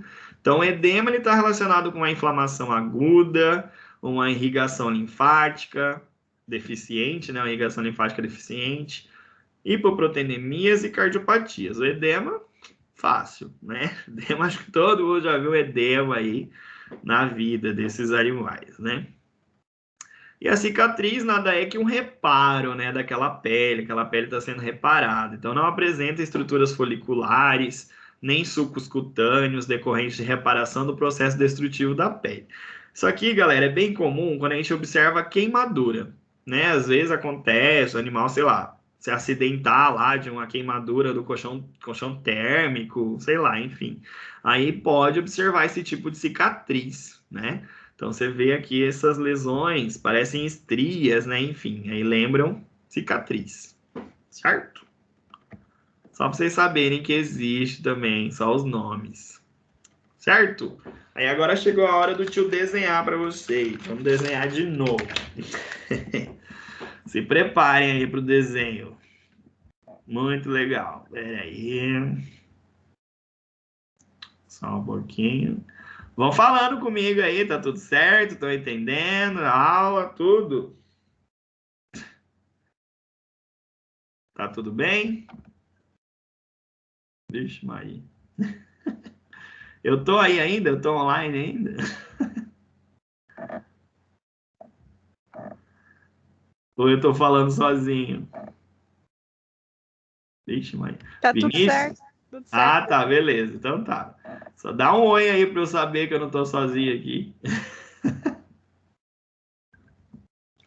Aguenta aí, tô terminando meu desenho aqui.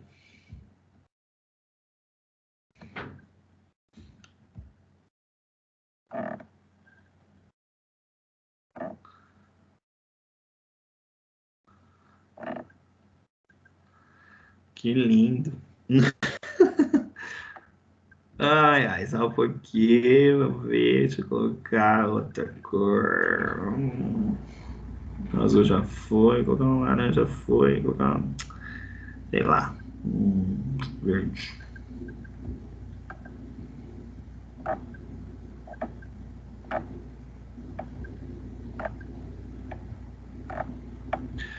Pronto.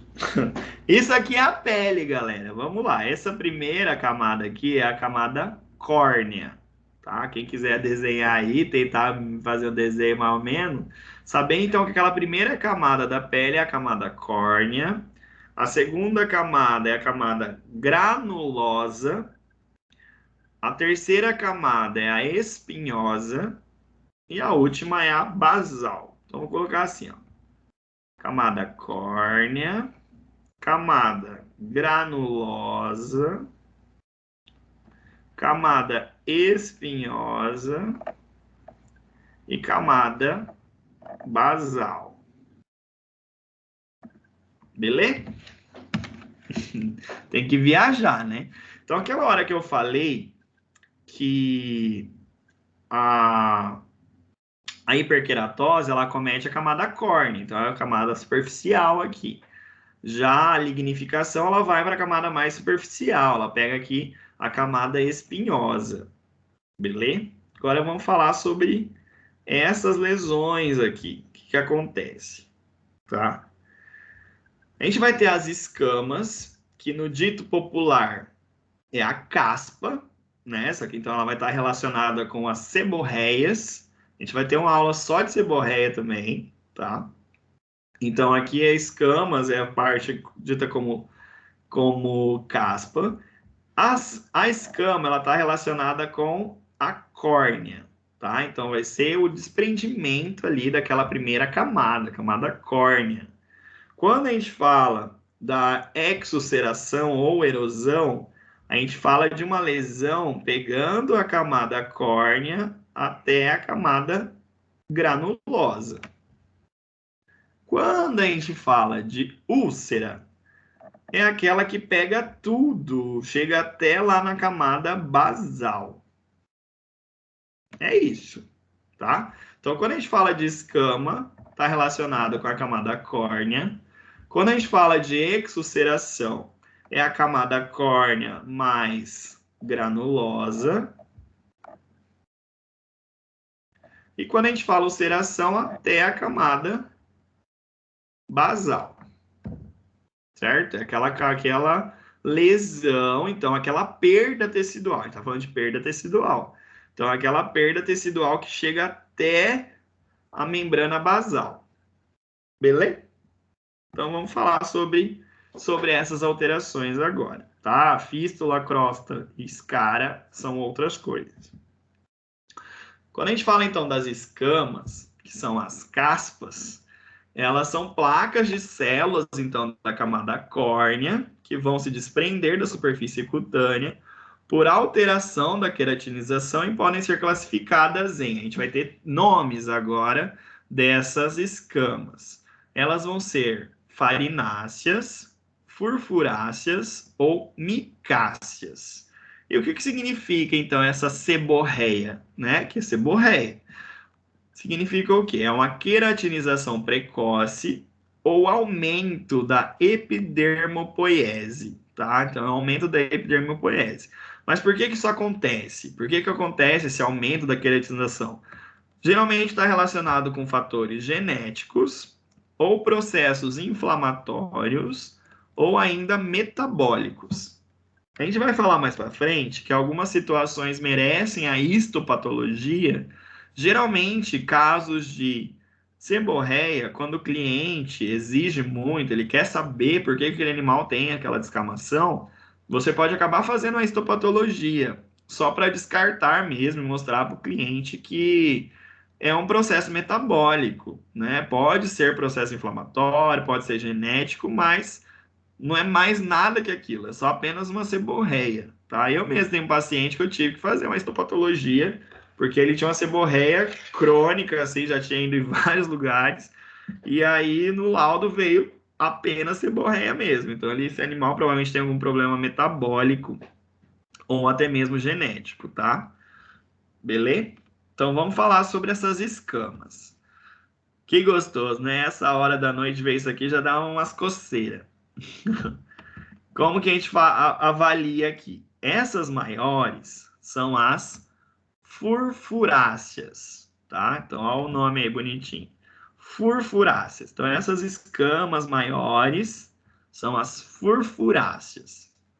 As pequenas, essas pequenininhas, são as farináceas, que lembram farinha mesmo, né? Então, escama furfurácea, escama farinácea, relacionado com processos metabólicos, alterações genéticas, processos inflamatórios, tá? Beleza? Então, escamas furfuráceas e farináceas. Ainda tem alterações, lógico, né, gente? Às vezes esse animal tem alguma subnutrição, falta de zinco, ômega. Então, por isso que aqueles medicamentos, o GRAS, Peliderm, eles são ricos em vitaminas, né, e ômega. justamente para nessas reposições aqui. E aí, nomeia para nós aqui. As pequenininhas são as... Como que chama as pequenininhas? Escamas Farináceas. farináceas. As maiores? Furfuráceas. Furfuráceas. Muito bem. Então, as pequenas são as farináceas, as maiores furfuráceas. E ainda tem as micáceas, que lembram a tal daquela pedra mica. Agora vocês vão no Google e colocam pedra mica. Essa pedra mica. Mas ela chama micácea. E geralmente essa escama micácea, ela está relacionada com farmacodermia. Então a gente já falou de farmacodermia, a farmacodermia vai estar presente nesse módulo muitas vezes, tá? Então a farmacodermia, ela dá esse tipo de lesão, tá? De escama. E aí vem o mais bonito, o mais famoso de todos, que agora quando vocês verem na clínica, esse aqui é o mais comum de chegar na clínica, é aquela lesão com crosta, com bactéria, que é uma pústula, nada mais é que uma pústula que secou, uma pústula que rompeu e secou. Então aquilo ali é um fragmento da epiderme circular que resta aderido na pele após a ruptura das vesículas, bolhas ou pústulas, né? Então, é isso aqui. Bonitinho. Isso aqui eu tenho certeza que vocês já viram na vida. O nome disso chama colarinho epidérmico ou colaretes epidérmicos, tá? Então, colarinho epidérmico. Por que tem esse nome? Porque lembra um colarinho aí de uma camisa aí de uma Tommy Hilfiger. Certo? Lembra como um colarinho de uma camiseta, tá? Então, ele é assim, é uma pústula, uma bolha, uma vesícula que se rompeu e ficou esses restos aqui. E isso aí é característico de uma foliculite bacteriana, tá? Então, geralmente, quando chega isso aí, a gente já sabe que é uma foliculite bacteriana. Certo? E aí, falando da exulceração, né? Então, é a perda superficial, que a gente já falou, né? Então, não chega até na camada basal. A ulceração é aquela que chega, né, até a camada basal, lá, a última camada de todas, né? Então, pode atingir a hipoderme e tecidos subjacentes.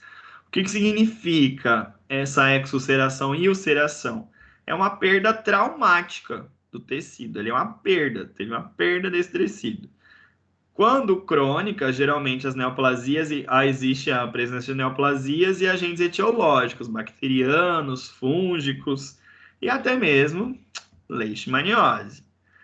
Então, galera, quando a gente tem úlcera, significa o quê? Que esse animal ele não está parando de mexer nisso aqui.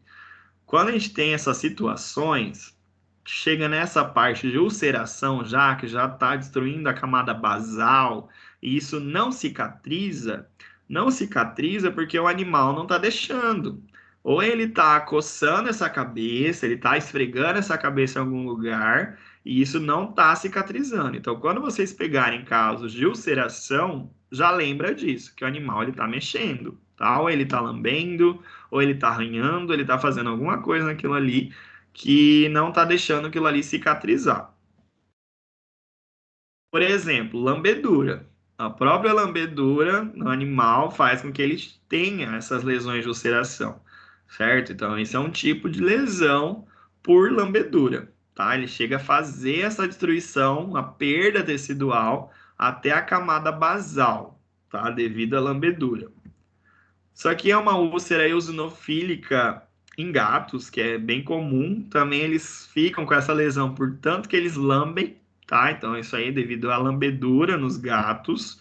Então, forma essa úlcera. Lembrando que a úlcera é uma perda tecidual que chega até a camada basal da pele. Certo? E esse é o mais bonito de todos. Esse caso é lindo. Vou falar um novo nome para vocês agora. Olha que legal. Vamos lá. Nome legal, hein? Vocês sabiam que aqui na narina do cachorro, vocês já viram que ele é cheio de quadradinhos, certo? Já viram isso? Já viram que é cheio de quadradinho? Quem já notou isso? Sim. Uhum. Já viram? Uhum. Quem saberia me dizer o nome desses quadradinhos? Tem nome? Quem nessa hora tá falando, meu Deus, Jesus é louco. Sabia que tem um nome aquilo ali? Não sabem o nome daqueles quadradinhos? Josi? Não, não sei. Não? Não. Então hoje vocês vão aprender mais um nome bonitinho. Mosaico português. Tá? O nome daquilo ali é mosaico português. O mosaico português, segundo alguns autores, é como se fosse a impressão digital do animal, tá? Segundo alguns autores, nenhum cachorro é igual do outro, aquele mosaico português, né? Então, deixa eu só aceitar mais alguém que caiu aí. Vinícius caiu. Certo? Então, o nome daquilo ali é mosaico português, certo? Então, aqui, o que está acontecendo nesse caso aqui, ó? A gente tem uma úlcera, certo? Por quê? Porque ele lambe. Então, ele está lambendo, está tendo a presença de úlcera, ele tem uma perda do mosaico português. E a cor? O que vocês acham que está acontecendo com a cor aqui? Está mudando de cor? Oi? Oi? Saiu, né, amor? Tá tudo Tá perdendo bem? a cor, né? Vocês acham que... Eu não entendi. Você acha que tá mudando a cor? Acho que tá perdendo, não tá? Tá Ficando... perdendo, né? O que vocês aprenderam hoje quando a gente tem uma perda da cor? O que tá acontecendo com os melanócitos? Hipocromia? Oi? Uma hipocromia? Ele tá tendo uma perda, né, leucócitos, dos melanócitos, né? Então, vamos lá. O que tem esse animal? Ele tem, então, uma úlcera, de tanto que ele lambe.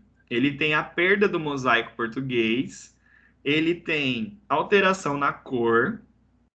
Então, esse animal, galera, apresento para vocês um caso de lúpus eritematoso cutâneo, tá? Então, o que a gente observa nesse animal? Ele tem despigmentação, ele tem a perda do mosaico português, o nariz dele ficou liso, né? Esqueci de falar esse detalhe, que ele ficou liso. Ele tem essa úlcera nasal e é um cole. Cole, geralmente, a gente vai estudar aula de lúpus. É uma das raças que tem predisposição a ter lúpus, tá? Então, nesse caso aqui, a suspeita principal é lúpus eritematoso. Então, só lembrar lá, quando tem a perda dos melanócitos, né? Que uma das doenças é imunomediada, né? Só lembrar isso, que geralmente é alguma coisa destruindo os melanócitos. Quem faz isso é uma doença imunomediada. Certo? Beleza? Tadinho. O que vocês acham que é o diagnóstico disso aqui? Como eu fecho o diagnóstico de lúpus? É? É Gente, eu não biópsia, tô né? vendo você. Vocês estão aí? Oi? Oi, galera. Ô, professor, pode falar. Não é por biópsia? Biópsia, muito bem. Então seria uma biópsia, né, para mandar para histopatologia. Seria o melhor exame nesses casos, então, de doença imunomediada. Beleza. A gente tem a fissura, ou Hagad, ou Hagad ainda chama assim, é a rachadura. Só vocês imaginarem aí o pé rachado, é uma fissura, o nome disso aí, tá? Então, é a perda linear da epiderme ao redor de orifícios naturais ou área de pregas ou dobras, né? Então, é uma fissura aquilo ali.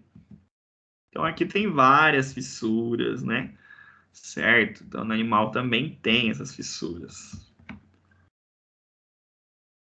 E crosta. Crosta, galera, o que a crosta quer me dizer? Que provavelmente embaixo da crosta eu tenho uma úlcera, geralmente. Então, por isso que é interessante, às vezes, a retirada de uma crosta. A gente tem dois tipos de crosta. A crosta melicérica, que é aquela que tem aquele tom amarelado, e a crosta hemorrágica, que vai desverdeada ou vermelha escura. Daí ela recebe esse nome de crosta hemorrágica. Então, aqui a gente tem uma crosta. Provavelmente, 99% de certeza que embaixo dessa crosta a gente tem uma úlcera, tá? Geralmente, embaixo de uma crosta tem uma úlcera. A escara nada mais é ali que a porção ali do decúbito, né? Então, o animal tem aquelas escaras de decúbito que ela pode ser preta, limitada por necrose tecidual. Então, a gente vai ter essas situações aqui de escara, só para saber que existe também, né, a terminologia. E as fístulas. Fístula é legal, isso aqui é interessante. Fístula, galera, tem ó, como é que a literatura fala, ó, é um canal com pertuito na pele que drena foco de supuração ou necrose. Então, assim, quando você tiver uma fístula, quando você tiver um animal drenando alguma coisa, saindo um pus por uma fístula, quer dizer o quê? Que tem material necrótico lá dentro, purulento, ele tá expulsando alguma coisa. Então, assim, a gente tem lá no curso mesmo, o professor deu um exemplo. Ele atendeu um animal que tinha uma fístula no flanco direito desse animal. E aí, qual que é a primeira coisa que você tem que fazer? Se tem uma fístula, é porque você sabe que ele está drenando alguma coisa. O que foi realizado nesse animal? Foi feita uma laparotomia, porque estava vindo de dentro da cavidade abdominal. E adivinha o que esse animal tinha? Ele foi submetido a uma OSH e foi encontrado aquele lacre, né? Um enforca-gato. E devido a esse enforca-gato, isso aí formou um processo infeccioso e esse animal estava drenando esse líquido através de uma fístula, tá? Então, fístula sempre é isso. A atenção é o quê? Se está drenando, você vai usar antibiótico?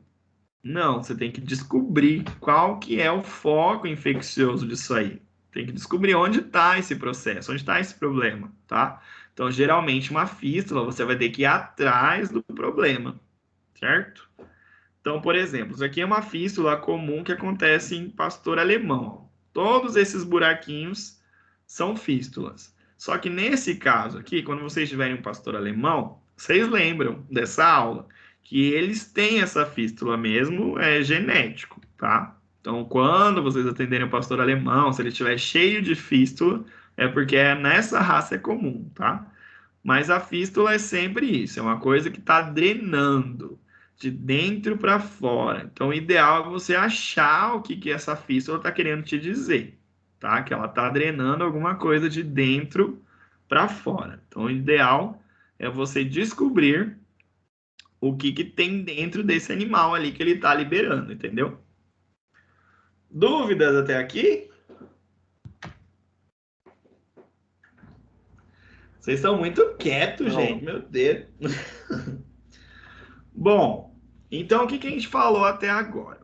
A gente fez o exame físico nesse animal, que é o exame através da inspeção direta, né? Então a gente fez ali a inspeção direta, vimos as alterações nesse animal.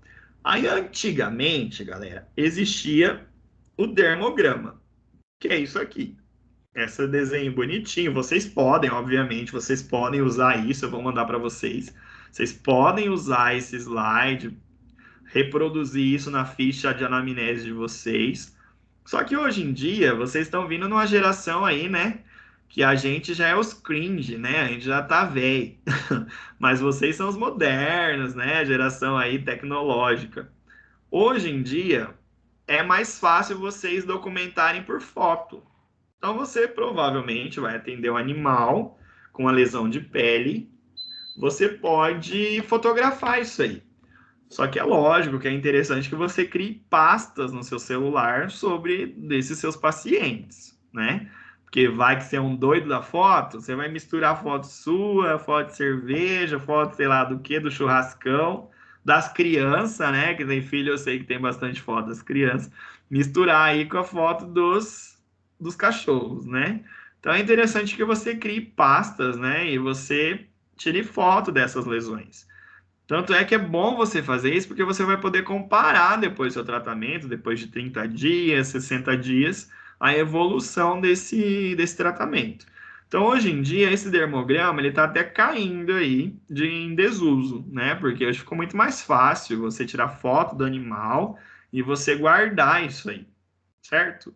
Então, fica a dica aí para vocês, tentem registrar, isso é interessante para vocês também, para até hoje em dia, vamos falar, eu sei que eu ia falar um negócio, mas não pode, né? Eu ia falar assim de publicidade em Instagram, né? Mas não pode você postar o antes e o depois, né? Mas interessante vocês terem para vocês também a evolução e mostrar, né, para o tutor também a evolução desse tratamento. Tem até aqui? Então tá bom. A inspeção indireta, então, quando a gente fala de inspeção indireta, a gente está falando o quê? De exames que vão me ajudar, então, no diagnóstico, né? Eu tenho aí a situação da diascopia ou vitropressão, que é aquela situação, então, de você pegar um vidro, o próprio dígito, né, e apertar aquela lesão e ver uma resposta. Hoje a gente falou do eritema e da púrpura. O eritema é aquele que cede a digitopressão e a púrpura não cede. A gente vai ter a luz de Wood, que a gente pode utilizar para micrósporum canis. A gente vai ter uma aula de micrósporum canis, vamos falar da luz de Wood. O exame direto do pelame, que é o tricograma. Esse tricograma a gente vai usar bastante, vocês vão aprender a fazer, que é você só arrancar mesmo o pelo desse animal e fazer o tricograma dele no microscópio. Outros exames que a gente vai realizar é o parasitológico de raspado cutâneo, para ver a presença dos ácaros. Outros tipos de exames que podem ser realizados na aula, quando a gente falar de fungo, bactéria, a gente vai falar bastante de cultura. E hoje em dia tem uma cultura que é simples até de vocês fazerem, não precisa ser aquela cultura mais cara, né? A gente vai falar sobre isso.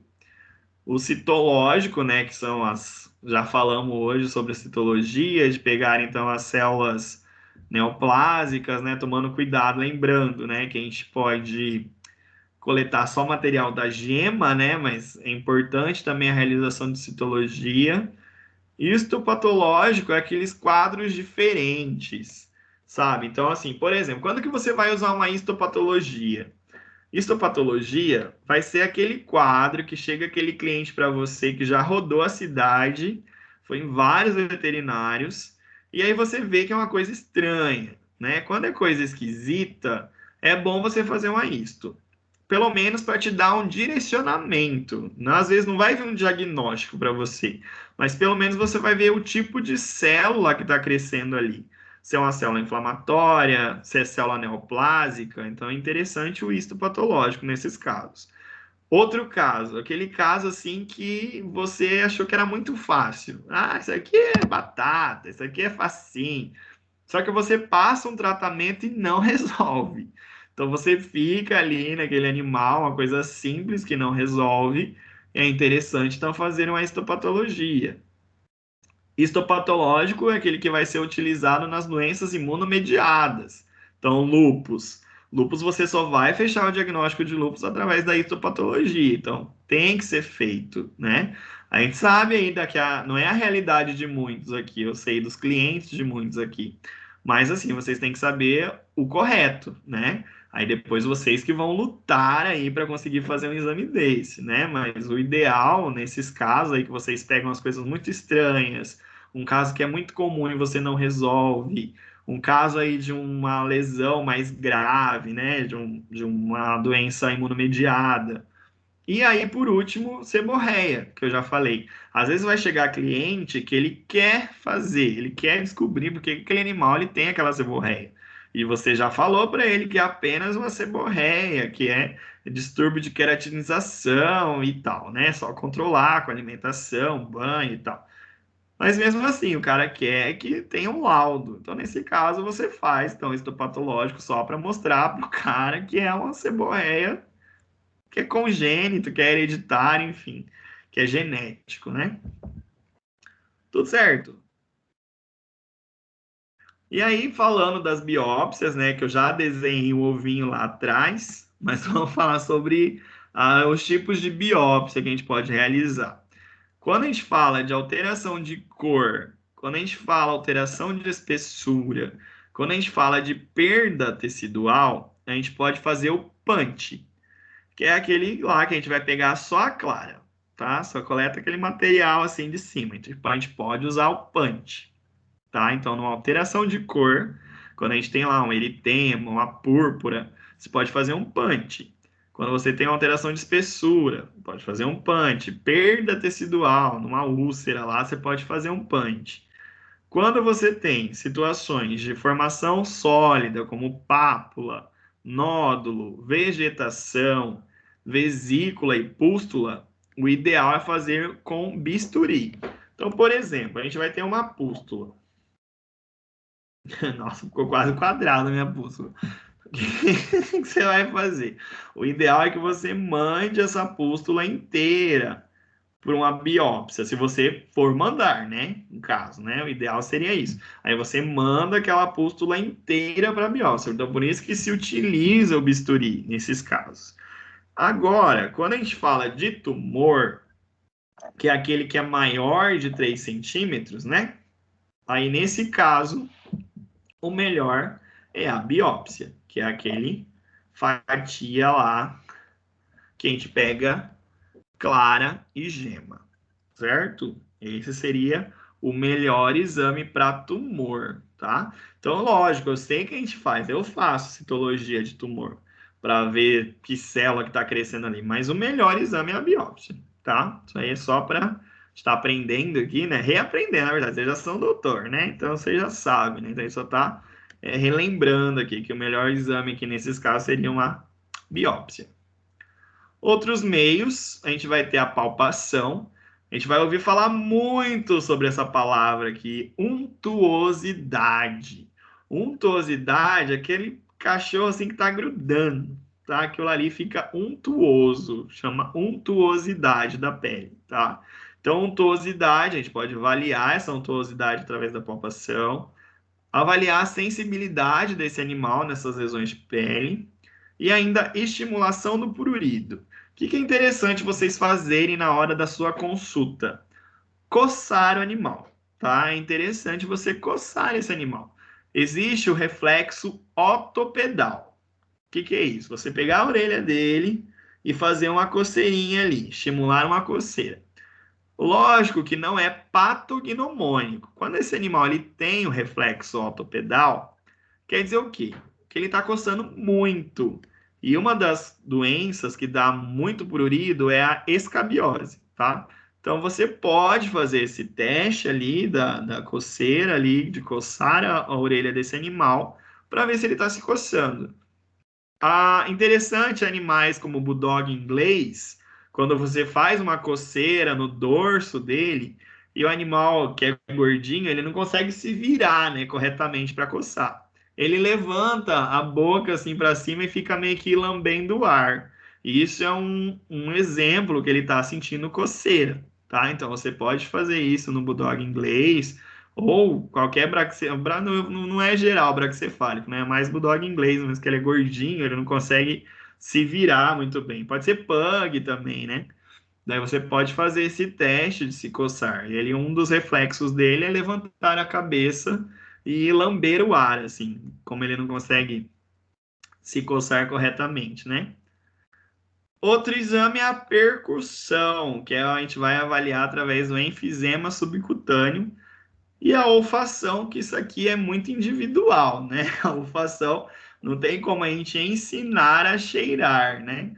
Mas um cheiro de uma miíase, por exemplo, todo mundo sabe como que é, né? Então, a olfação é individual, mas dá para ser usado também. E aí, galera, é o seguinte. Hoje é a nossa primeira aula. Eu queria fazer essa introdução para vocês. Na nossa próxima aula, eu vou falar sobre sarnas.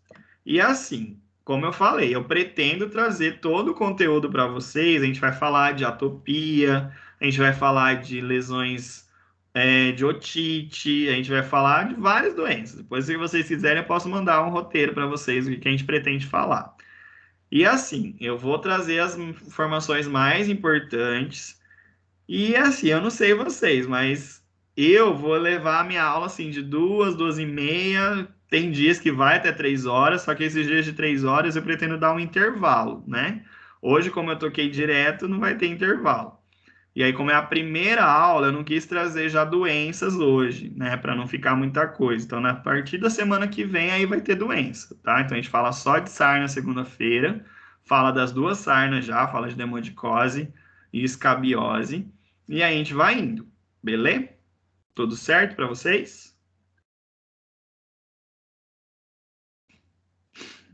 Vocês estão aí ainda? Meu Deus. Tudo certo, professor. Então, aí para resumir, então, como que funciona a semiologia, galera? A gente geralmente vai pegar letras para formar palavras, palavras para formar frases, frases que vão formar textos. Com os textos a gente forma capítulos, com capítulos a gente vai formar um livro, com livro a gente faz enciclopédia e por fim uma biblioteca. Então, é isso, vocês vão juntar pedaços, né? Hoje a gente falou aqui das alterações, então vocês vão saber assim, avaliar uma alteração e aí você vai juntar peças, né? Se for necessário, você faz uma citologia, se for necessário, você faz uma cultura, se for necessário, você vai fazer uma histopatologia.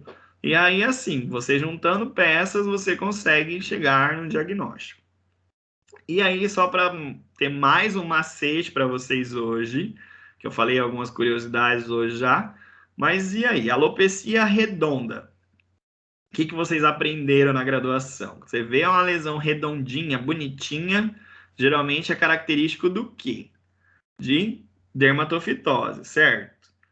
Pois é, hoje vocês vão aprender, ou já aprenderam, né? Estamos revisando aqui, provavelmente, que não é bem assim, tá? Então, lesão redonda pode sim ser dermatofitose, mas pode ser sarna demodésica, pode ser foliculite bacteriana e pode ser também seborreia, tá? Então, sempre que vocês atenderem uma lesão alopécica redonda, não vão achando, nossa, esse aqui é um caso clássico de dermatofitose. Não, não é. Provavelmente não é, tá? A grande chance daquilo ali ser uma foliculite bacteriana é grande, tá? Então, a maioria dos casos, na verdade, geralmente são foliculite bacteriana, nesses casos que a lesão é arredondada, tá? Então, pode acontecer de sim ser fungo, mas é mais raro, tá? Então, aquela lesão arredondada, geralmente não é fungo, tá? Ele pode ser foliculite bacteriana, sarna demodésica e seborreia. E ainda a dermatofitose. Certo? Dúvidas? Meu Deus. Dei aula praticamente sozinho aqui. Cadê vocês, galera? Tá tudo bem? Professor, do reflexo ali otopedal, em caso de malacésia também é comum, né? Também. Geralmente essas doenças que têm muito prurido, né? Então, essas doenças que são pruriginosas acabam fazendo com que o animal se coce. A gente vai ter uma aula de malacésia também. Só malacésia. Bem legal. Aquela sarna de ouvido também é comum, professor? Oi? Aquela sarna de ouvido. Isso, a autodésica, né? Isso. Você quer saber sobre ela? Ela também faz esse movimento do... Pode fazer, assim, em geral, são doenças que causam prurido, né?